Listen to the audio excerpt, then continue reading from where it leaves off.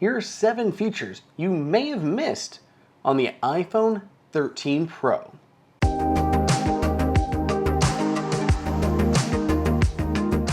Welcome everybody to Apple Insider.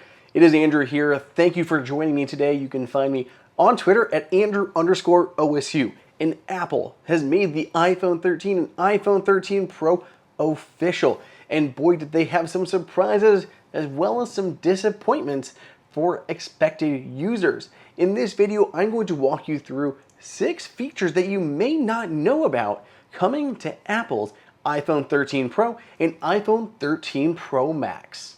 A lot of the hype around the iPhone 13 Pro has to do with that new Super Retina XDR display with ProMotion. ProMotion is Apple's word for basically 120 Hz. The phone can automatically roll up to 120 Hz when necessary, but then pull back down to a lower refresh rate to save battery life.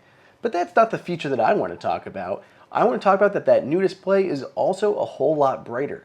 It can now be up to 25% brighter in the outdoors for a typical brightness of around 1000 nits up from around 800. It still is at peak brightness of 1200 nits for HDR content, but still, for typical daily use, being able to be 25% brighter outdoors is going to be huge for people using their devices.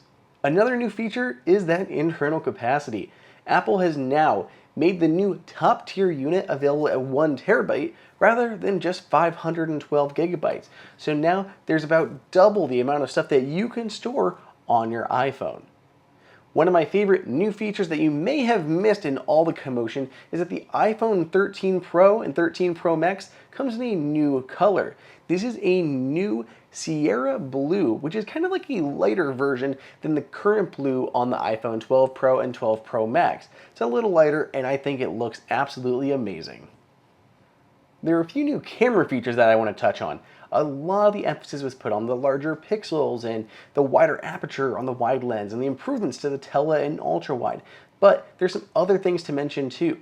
For instance, Deep Fusion, Apple's computational photography tricks, that is now available on all 3 of the cameras. The same thing goes for night mode. It is now available on all of the cameras and not limited. So there's a big differences for night mode and Deep Fusion to come to all of those cameras.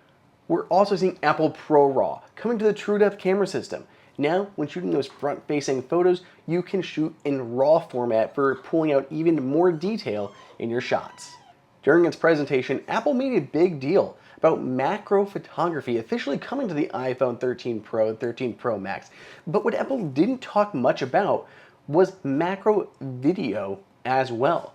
You can actually shoot macro slow-mo and time-lapse video using that ultra-wide-angle lens that can capture footage as close as 2 centimeters away. For the last feature, and sorry, he was just crying while I was trying to record. For the last feature that you may have missed is the improvements of battery life.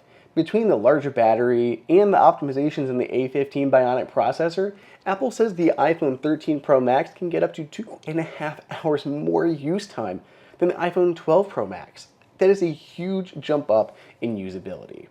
So what do you guys think? Those are some big new features coming to the Pro iPhones that you may have not noticed during Apple's presentation or in subsequent articles going up online. Let me know if there's anything else that you're excited for, what your most excited feature is for the iPhone 13 Pro or 13, and let me know which one you're going to be picking up. Find me again on Twitter at Andrew_OSU, and I'll see you in the next video.